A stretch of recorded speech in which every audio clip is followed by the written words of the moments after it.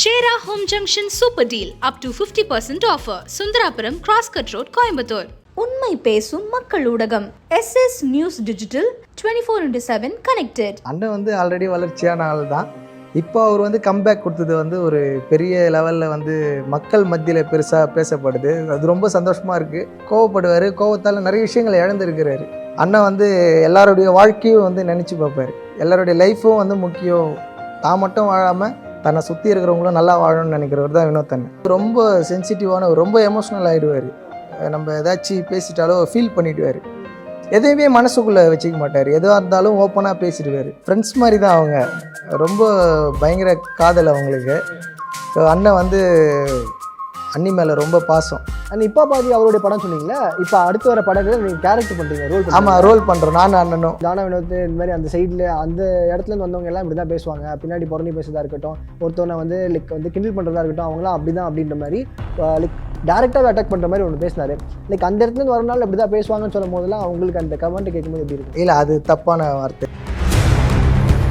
திவாகர் மட்டும் இல்லை, வேறு யார் இருந்தாலும் அவர் அப்படியே போகிற போக்கில் போட்டு போகிறாரு. திவாகர் கூட பண்ணுறதால அது கொஞ்சம் நல்லா வைரல் ஆகுது. திவாகர் இருக்கிறாருன்றதுனால கிடையாது. திவாகரே இல்லைனாலும் வினோத் நாங்கள் இருப்பார்.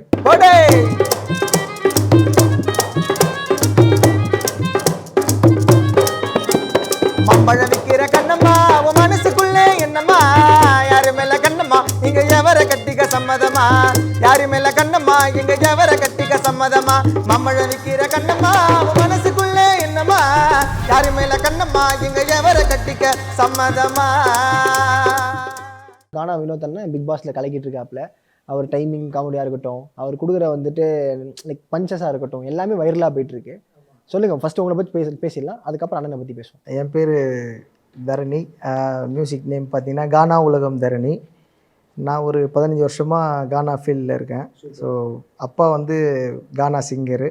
அதனால் அப்பா கூடவே ட்ராவல் பண்ணி நானும் இந்த ஃபீல்டில் வந்து அப்படியே ஒர்க் பண்ணிகிட்ருக்கேன். ஓகே, அப்படி தான் போயிட்டுருக்கு. ப்ளஸ்ஸு ப்ளேபேக் சிங்கராக இருக்கேன். இண்டிபெண்ட் ஆர்டிஸ்டாகவும் வந்து பாடிட்டுருக்கேன், ஷோஸ் பண்ணிகிட்ருக்கேன். சூப்பர். அதான் இந்த ட்ராக்லாம் பார்க்கும்போது ஒரு பக்கம் அப்படியே அண்ணனும் உள்ள பிக் பாஸில் போயிருக்காப்புல. அதெல்லாம் பார்க்கும்போது உங்களுக்கு எப்படி அவ்வளோ சந்தோஷமாக இருக்குது? நம்ம ரெப்ரசென்ட் பண்ணுற கானா ரெப்ரசென்ட் பண்ணி ஒருத்தர் உள்ளே போயிட்டு அவர் பாட்டு பாடிட்டு இருக்காரு. வாரம் வாரம் விஜய் சேதுபதிக்கு வந்துட்டு ஒரு பாட்டு எழுதி கொடுத்துறாப்புல. நல்லா பயங்கரமாக பண்ணிட்டு இருக்காரு, ஸ்பான்டேனிட்டியாக. எப்படி இருக்குது அவருடைய வளர்ச்சியெல்லாம் பார்க்கும்போது? ரொம்ப சந்தோஷமாக இருக்குது. அண்ணன் வந்து ஆல்ரெடி வளர்ச்சியான ஆள் தான். இப்போ அவர் வந்து கம்பேக் கொடுத்தது வந்து ஒரு பெரிய லெவலில் வந்து மக்கள் மத்தியில் பெருசாக பேசப்படுது. அது ரொம்ப சந்தோஷமாக இருக்குது. ப்ளஸ் கானா சிங்கர்ஸாக எங்களுக்கு வந்து ஒரு பெரிய ஒரு ஆப்பர்ச்சுனிட்டி இது. ஸோ அண்ணன் வந்து அதை சரியாக பயன்படுத்துகிறாரு, இந்த வாய்ப்பை. அது வந்து எங்களுக்கு இன்னும் ஊக்குவிக்குது. அவர் அந்த இப்படி தானே லைக் நீங்கள் பழகிருப்பீங்க அவர் கூட, வெளில பழகின மாதிரியும் தான் உள்ளே இருக்காரா, இல்லை கம்ப்ளீட்டாக வேறு மாதிரி? இல்லை, அதே தான். அண்ணன் வந்து வெளியே எப்படி இருந்தாரோ அதே மாதிரி தான் உள்ளே இருக்கிறாரு. ஒரு சின்ன மாற்றம் கூட இது வரைக்கும் நாங்கள் பார்க்கல. நாங்கள் தொடர்ச்சியாக ரெகுலராக 24 ஹவர்ஸ் பார்த்துட்ருக்கோம்.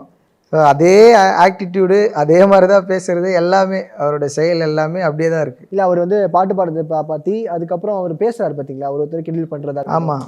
அப்போ திவாகர் அவர் வந்து வாண்டடாக பண்ணுறதுலாம் பார்க்கும்போது உங்களுக்கு எவ்வளோ ஃபன்னாக இருக்குது அந்த காம்பினேஷன் ஒர்க் அவுட் ஆனதெல்லாம்? இல்லை, அவர் வாண்டடாக பண்ண மாட்டார். அவர் போகிற போக்கில் எதனா சொல்லிட்டு போயிடுவார். நாங்கள் தனியாக இருக்கும்போது கூட ஏதாச்சும் ஒரு விஷயம் நடந்துச்சுன்னா அந்த விஷயத்துக்கு உடனே ஒரு கவுண்டர் கொடுத்து அதை ஜாலியாகிடுவார். அந்த விஷயத்த சோகமாக இருந்தாலும் ஃபன் பண்ணி, ஆமாம், ஃபன் பண்ணி விட்டுருவார். அந்த மாதிரி ஒரு கேரக்டர் அண்ணன். அதே தான் தொடர்ச்சியாக பண்ணிகிட்டு இருக்காரு. திவாகர் மட்டும் இல்லை, வேறு யார் இருந்தாலும் அவர் அப்படியே போகிற போக்கில் போட்டு போகிறாரு. திவாகர் கூட பண்ணுறதால அது கொஞ்சம் நல்லா வைரல் ஆகுது. நீங்கள் பார்த்த வரைக்கும் லைக் கானா வினோத் அண்ணனுக்கு யார் டஃப்பான காம்படிட்டராக இருப்பான்னு நினைக்கிறீங்க? லைக் இவர் தான் கொஞ்சம் டஃப்பாக இருக்கும் அப்படின்ற மாதிரி. அந்த மாதிரி தெரியல, அது மக்கள் தான் சொல்லணும். ஏன்னா ஓட் மூலியமா வந்து தேர்ந்தெடுக்கிறாங்க. இன்னும் இப்போ தானே ஸ்டார்ட் ஆகிருக்கு. இன்னும் போக போக தெரியும் யார் பெஸ்ட் பிளேயர். கானா வினோத் அண்ணன் அப்பாற்பட்டு இல்லாமல் வேறு யாராச்சும் வந்துட்டு இந்த கண்டஸ்டன்ட் சூப்பராக விளையாடுறாங்க, நல்லா விளையாடுறாங்க அப்படின்னு உங்களுடைய பார்வையில்? எனக்கு வந்து அண்ணன் தான் நல்லா விளையாடுற மாதிரி தெரியுது. அதுக்கப்புறம் பார்த்தீங்கன்னா பெருசாக தெரியல, இன்னும் பெருசாக யாருமே ஐடென்டிட்டி ஆகலன்னு தோணுது. வெளியில் வரலன்ற மாதிரி ஃபீல் ஆகுது. இன்னும் நல்ல பிளேயர்ஸ் வருவாங்க. அவங்களோட கேரக்டர் இப்போ கொஞ்சம் தானே, ஒரு மாதம் தானே ஆயிருக்கு. இன்னும் இதுக்கப்புறம் தான் தெரியும். ஒரு 50 நாள் மேலே தான் யார் பெஸ்ட் பிளேயர்ஸ்ன்னு சொல்ல முடியும். இப்போதைக்கு அண்ணன் கானா வினோத் அண்ணன் தான் best player. Best. Okay. And அதுக்கப்புறம் சண்டை போட்டிருப்பாங்க. சண்டை போகிற மாதிரி ஒரு ப்ராங்க் ஒன்று பண்ணியிருப்பாங்க, பிரஜின் அதுக்கப்புறம் கம்ருதீன் இவங்கெல்லாம். ஸோ அதை பார்த்ததுக்கப்புறம் இவரே வாண்டடாக போய்ட்டு அங்கே வந்து ஏன்டா லைஃப்டா வாழ்க்கடா அப்படின்ற மாதிரிலாம் ஒரு அண்ணனா அங்கே வந்து ஒன்று பேசியிருப்பார். அதெல்லாம் பார்க்கும்போது வந்து பரவாயில்ல, அது கூட ஒரு பாண்டு செட் பண்ணி உண்மையாக அவர் தான் இருக்காரா இல்லை எப்படி? அது இல்லை, அப்படி தான் எங்களுக்கும். ஏன்னா அவர் வந்து கோவத்தால் நிறைய இழந்திருக்காரு. ஓகே, பயங்கர கோவம். ஆமாம், கோவப்படுவார், கோவத்தால் நிறைய விஷயங்களை இழந்திருக்கிறாரு. அது வந்து அவ்வளோ பெரிய ஷோவில் வந்து அந்த மாதிரி கோவப்படும் போது அவருக்கு வந்து என்ன ஃபீல் ஆகுதுன்னா அவரே நினச்சிப்பார். அப்படி தான் அவர் கேட்குறாரு. ஏன்னா நாங்கள் ஏதாச்சும் சண்டை போட்டாலோ இல்லை எங்களுக்குள்ளே ஏதாச்சும் பிரச்சனையானாலோ அவர் கூப்பிட்டு உட்கார வச்சு பேசுவார். தப்புடா, எப்பவுமே அது வந்து வன்முறை வந்து எதுக்குமே வந்து தீர்வு கிடையாது, அதை நோக்கி நம்ம போகவே கூடாதுன்னு சொல்லிட்டு எங்களுக்கே அறிவுரை கொடுப்பாரு. ஸோ அங்கே வந்து ஒரு நண்பராக வந்து அவர் நல்லா பழகிருந்தால அவருக்கு வந்து சொல்கிறாரு. ஏன்னா எந்த கண்டஸ்டண்ட்டும் அந்த மாதிரி சண்டை போட்டால் போட்டுன்னு போங்கடான்னு சொல்லிட்டு ஓரமாக நின்றுவாங்க. அண்ணன் வந்து எல்லாருடைய வாழ்க்கையும் வந்து நினச்சி பார்ப்பார். எல்லாருடைய லைஃப்பும் வந்து முக்கியம், தான் மட்டும் வாழாமல் தன்னை சுற்றி இருக்கிறவங்களும் நல்லா வாழணும்னு நினைக்கிறவர் தான் வினோத் அண்ணன். ஓகே, நீங்கள் ஃபஸ்ட்டு வந்து பார்த்தீங்களா பிக் பாஸ்க்கு வந்து போகிறது சொல்லிட்டாரா வினோத் அவர்கள், இல்லை எதுவும் சொல்லாமல் ஸ்பாட்லாம் நீங்கள் வந்து டிவியில் பார்க்கும்போது தான் தெரிய வந்துச்சா? இல்லை நானும் அண்ணனும் ஒன்றா தான் இருப்போம் எப்போவுமே. அண்ணன் பிக் பாஸ் போகிறதுக்கு முன்னாடிலேருந்து எப்போ பிக் பாஸ் கூப்பிட்டாங்களோ அப்போத்துலேருந்து அண்ணன் கூட தான் இருந்தேன். நான் சொல்லிட்டாரு அவர் இந்த மாதிரி போகிறேன்டா அப்படின்ற மாதிரி உங்ககிட்ட ஏதாச்சும்? ஆமாம், இல்லை அவருக்கு ஃபஸ்ட்டு கால் வந்தப்பவே என்கிட்ட தான் சொன்னார், தம்பி இந்த மாதிரி பிக் பாஸ்லேருந்து கூப்பிட்டுருக்காங்க அப்படின்னு. நாங்கள் ஒன்றா தான் ஒரு ஆதி அண்ணன் ஒரு படம் ஷூட்டிங் நடிச்சிட்டு இருந்தோம் நானும் அண்ணனும். அப்போ தான் வந்து அந்த வாய்ப்பு வந்தது. ஃபோன் பண்ணி இந்த மாதிரி கூப்பிட்றாங்க தரணி, என்ன பண்ணுறது தெரியலப்பா அப்படின்னு சொன்னோன்னே, அண்ணா தாராளமாக போகலாண்ணா, சூப்பர்ண்ணா அப்படின்னோடனே அண்ணன் வந்து முழுசாக அதுக்காக முயற்சி செஞ்சார். நான் அவங்க போய் சேனலில் போய் உள்ளே போயிட்டார். ஓகே, அப்போ நீங்கள் எதாவது சொன்னீங்களா அண்ணன் இப்படி தானே இருப்பாங்க, வரவங்க எல்லாம் பிரச்சனை இப்போ சொல்லுவாங்க, அந்த மாதிரி ஸ்ட்ராட்டஜி ஏதாவது? இல்லை, நான் அந்த மாதிரிலாம் எதுவும் சொல்லலை. அவர் வந்து முதல்ல என்கிட்ட சொன்னது என்னென்னா, போவோம்ப்பா, எவ்வளோ நாள் இருக்க முடியுதோ இருப்போம் அப்படின்னு சொல்லி அண்ணன் சொன்னப்போ, அண்ணா அதெல்லாம் நீங்கள் இருப்பீங்கண்ணா, நீங்கள் உள்ளே போங்கண்ணா போதும், நான் வேறு எதுவும் பண்ண தேவையில்லண்ணா நான் சொன்னேன். நீங்கள் உள்ளே மட்டும் போங்கண்ணா ஏன்னா அவர் இயல்பாகவே அவர் சூப்பர்மேன், அவர் இயல்பாகவே ஜாலியாக இருப்பார். ஸோ அதனால் உள்ளே போனால் நல்ல என்டர்டெயின்மெண்ட் பண்ணுவார்ன்றது நல்லாவே தெரியும். கேரண்டி தெரியும் உங்களுக்கு? ஆமாம், 100% தெரியும். அவர் உள்ளே போனால் பயங்கர ஃபன்னாக இருக்கும், இந்த பிக் பாஸ் சீசனே செம்ம ஜாலியாக இருக்குன்றது எங்களுக்கு தெரியும். வினோத் அண்ணனை தெரிஞ்சவங்களுக்கு எல்லாருக்குமே தெரியும். ஸோ அந்த ஒரு தைரியம் எனக்கு, நீங்கள் கண்டிப்பாக போயே ஆகணும் நான் உள்ள அப்படின்னு சொல்லி ரொம்ப நான் என்னால் முடிஞ்சது ஒரு வார்த்தை சொன்னேன், அவ்வளோ ஊக்குவிச்சிங்க. ஊக்குவிக்கிற அளவுக்கு நம்ம இது இல்லை சொன்னேன், அவ்வளோதான். நான் அவர் போகும்போது சொல்லியிருப்பார்ல கண்டிப்பாக, அக்கா இருக்காங்கடா, பசங்க இருக்காங்க, கொஞ்சம் பார்த்துக்கூடா. ஏன்னா ஃபேமிலி அவர் ரொம்ப பாண்டு. அவர் அப்பப்போ இதை பற்றி பேசும்போது, அவங்க அப்பாவை பற்றி பேசும்போது, அம்மாவை பற்றி பேசும்போது அழுதுறாரு, உடஞ்சிடுறாரு. அது ரொம்ப எமோஷனல் டைப்பாக கூட இருக்கு. ஐயோ, ரொம்ப சென்சிட்டிவான, ரொம்ப எமோஷ்னல் ஆகிடுவார். நம்ம ஏதாச்சும் பேசிட்டாலோ ஃபீல் பண்ணிவிடுவார். எதையுமே மனசுக்குள்ளே வச்சுக்க மாட்டார். எதுவாக இருந்தாலும் ஓப்பனாக பேசிடுவார். கோபமாக இருந்தாலும் சரி, அவர் துக்கமாக இருந்தாலும் சரி, சந்தோஷமாக இருந்தாலும் சரி, உடனே அதை வந்து வெளிப்படுத்திடுவார். என்கிட்ட வந்து, தம்பி அண்ணன் உள்ளே போகிறோம்ப்பா, அண்ணி வந்து சப்போஸ் உன்னை யாரும் டிஸ்டர்ப் பண்ண மாட்டாங்க, சப்போஸ் அண்ணி ஏதாச்சும் ஃபோன் பண்ணாங்கன்னா கொஞ்சம் போய் பார்த்துக்கங்க, அந்த ஒரு வார்த்தை. ஆமாம், அந்த ஒரு வார்த்தை மட்டும் சொன்னார், வேறு எதுவும் சொல்லலை. அண்ணியும் வந்து என்னை பெருசாக எதுவும் டிஸ்டர்ப்லாம் பண்ணல. அவங்க அம்மா கூட இருக்காங்க, அவங்க ஃபேமிலியை பார்த்துட்டு இருக்காங்க. ஓகே, மூச்சு முழுவதும் அது பாக்கியான்னு சொல்லிட்டு இருப்பேன். அங்கேயும் சொன்னதுக்கப்புறம் இன்னும் அக்கா ஒரு இன்டர்வியூ பார்க்கும்போது கூட இங்கேயும் அப்படிதான், அதாவது திவாகர் அவர்கள் எப்படி பேரை மறந்து வினோத் எல்லாம் சொல்கிறாரோ, அது மாதிரி இவரும் அப்படிதான் பாக்கியான்னு சொல்லிட்டு இருப்பாங்க அப்படின்ற மாதிரி சொல்கிறாங்க. லைக் அவ்வளோ இதாக இருப்பாங்களா? ஆமாம், ஃப்ரெண்ட்ஸ் மாதிரி தான் அவங்க. ரொம்ப பயங்கர காதல் அவங்களுக்கு. ஸோ அண்ணன் வந்து அண்ணி மேலே ரொம்ப பாசம். அதனால் தொடர்ச்சியாக அவங்கள பற்றி தான் பேசுவார். நாங்கள் சும்மா ஃப்ரீயாக இருக்கும் போதெல்லாம் அன்னிக்கு ஃபோன் பண்ணி 2 பேரும் கிண்டல் பண்ணிப்பாங்க. அதை லவுட் ஸ்பீக்கரில் போட்டு என்கிட்ட காட்டி சிரிச்சிட்டு இருப்பார்.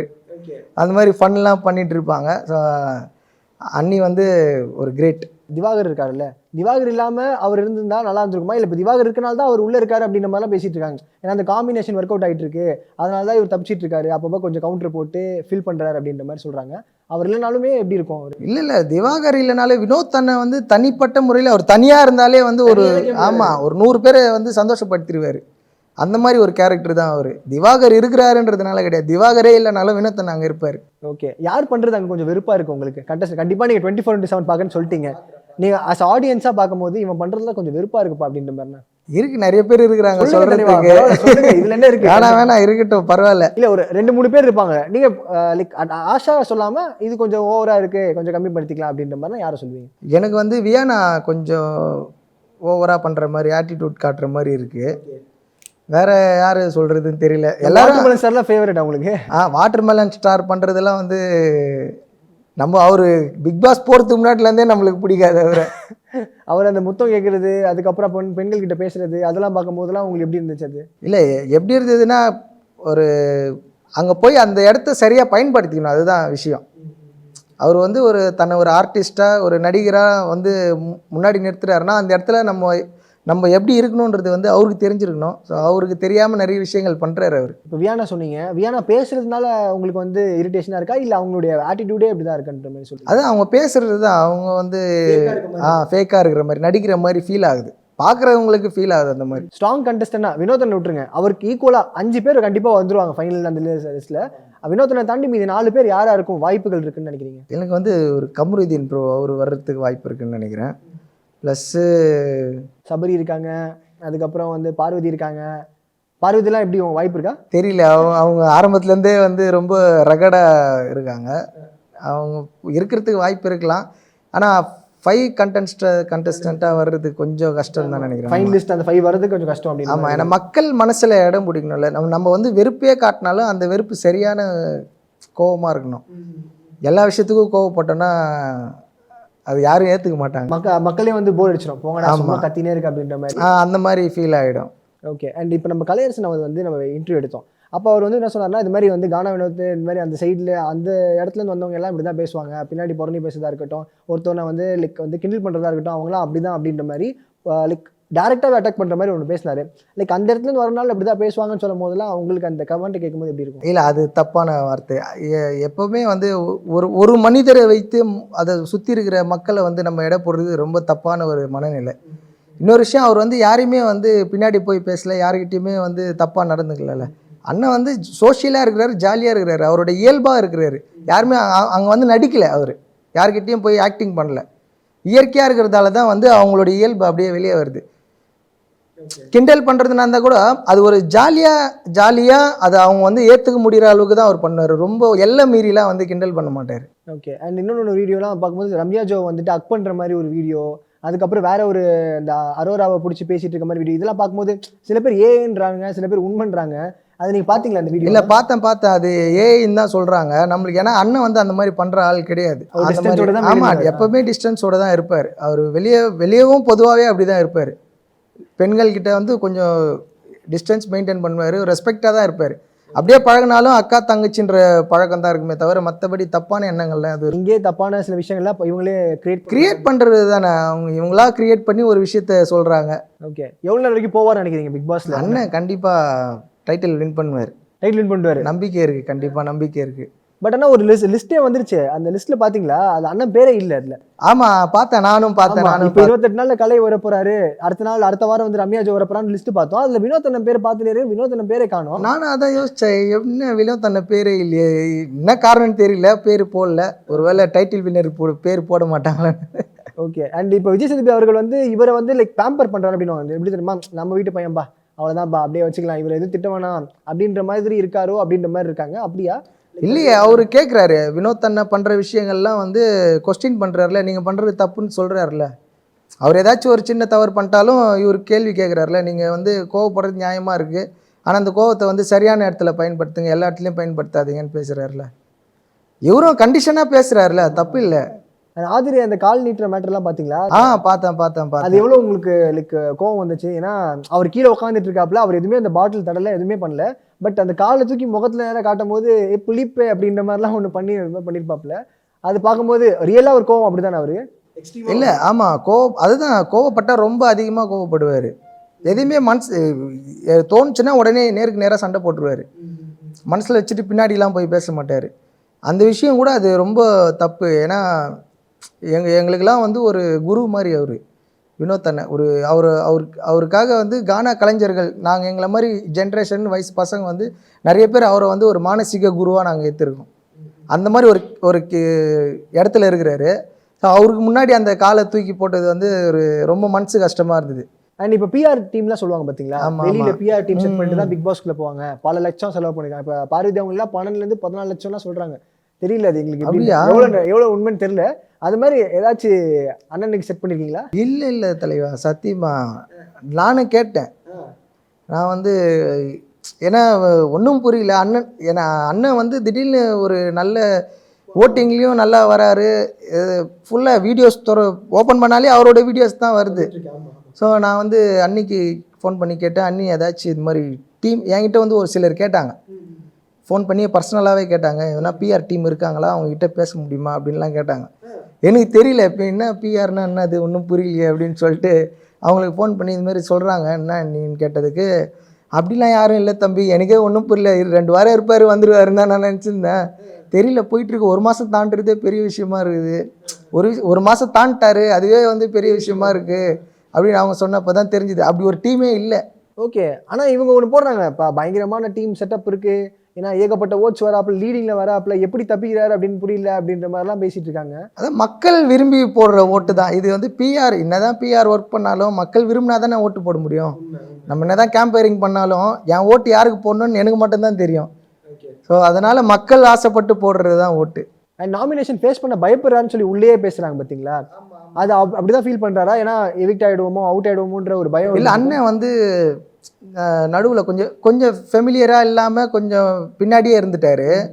ஸோ வந்து நம்ம போனாலும் பெருசாக நம்மளுக்கு ஓட்டு விழாதோன்ற ஒரு மைண்ட் செட்டில் இருந்திருப்பார்.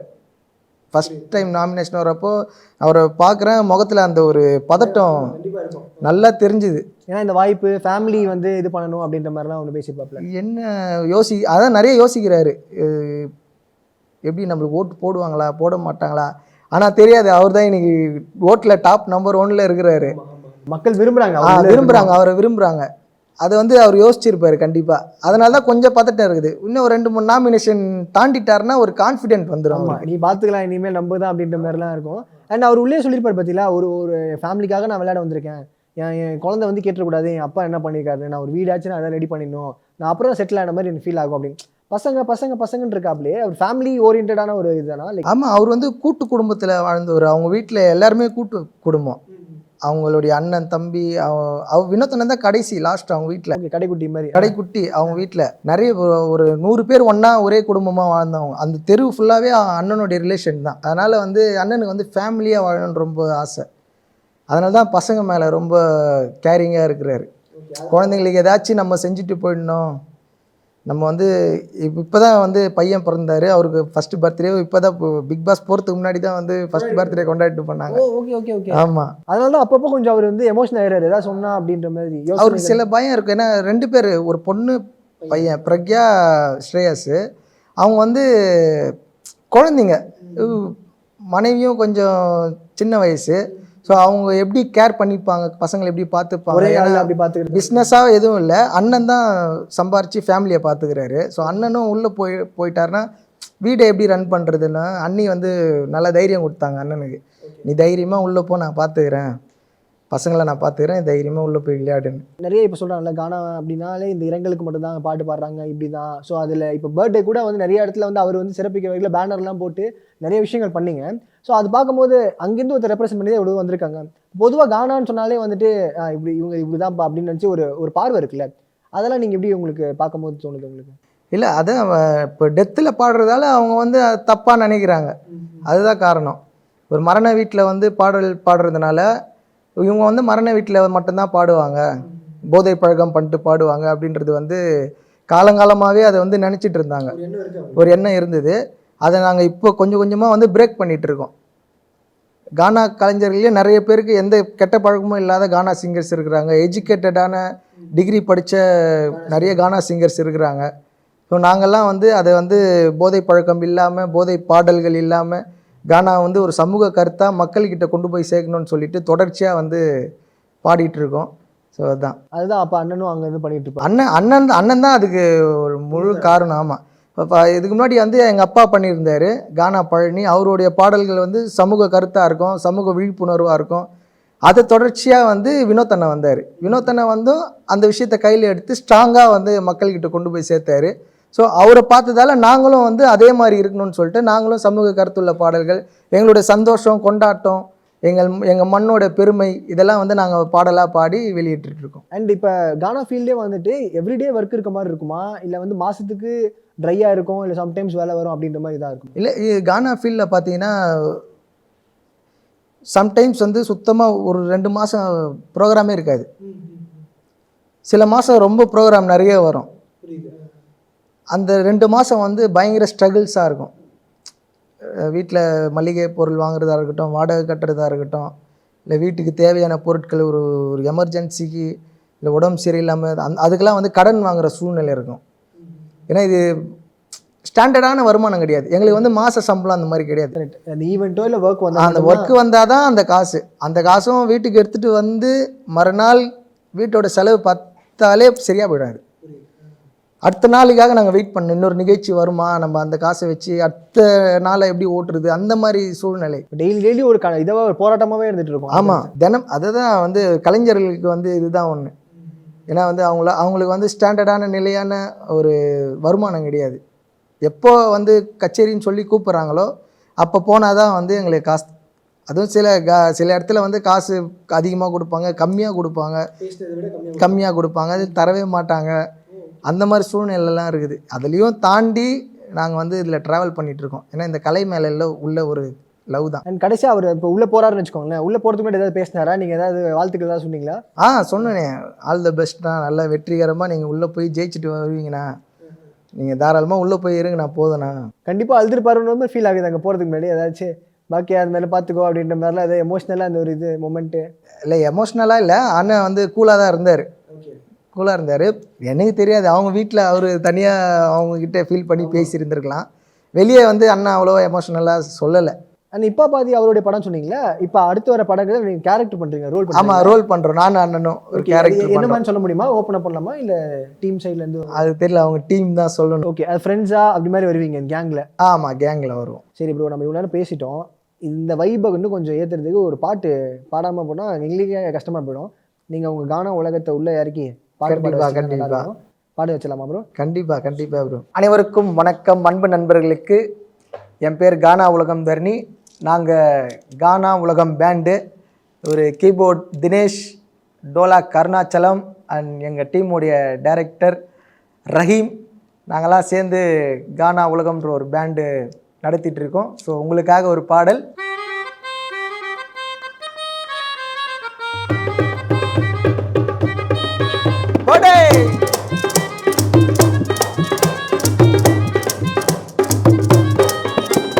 மம்பழம் விக்கிற கண்ணம்மா, உன் மனசுக்குள்ளே என்னம்மா, யாரு மேல கண்ணம்மா, இங்க எவரை கட்டிக்க சம்மதமா, யாரு மேல கண்ணம்மா, இங்க எவரை கட்டிக்க சம்மதமா.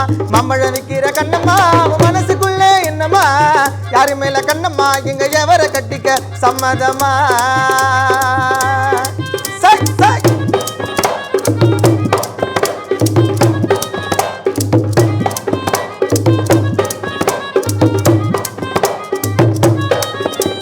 சால பட்டா அச்சுக்கே, சந்தல பட்டா அச்சுக்கே, கொஞ்ச மாறாலே ஒருக்கு பேட்ட சிங்காரி, சாக் சாக் சாக் சாக் சாக். கொஞ்ச மாறாலே கொருக்கு பேட்ட சிங்காரி, மாம்பழம் என்றாலே எமருமானி மல்கோவா, கிளிமூக்கு போல வந்தாலே. மாம்பழம் விக்கிற கண்ணம்மா, உன் மனசுக்குள்ளே என்னம்மா, யாரு மேல கண்ணம்மா, இங்க எவரை கட்டிக்க சம்மதமா, யாரு மேல கண்ணம்மா, இங்க எவரை கட்டிக்க சம்மதமா. மச்சனை கட்டிக்க சம்மதமா, மாமனை கட்டிக்க சம்மதமா, அண்ணனை கட்டிக்க சம்மதமா, எங்க அப்பனை கட்டிக்க சம்மதமா.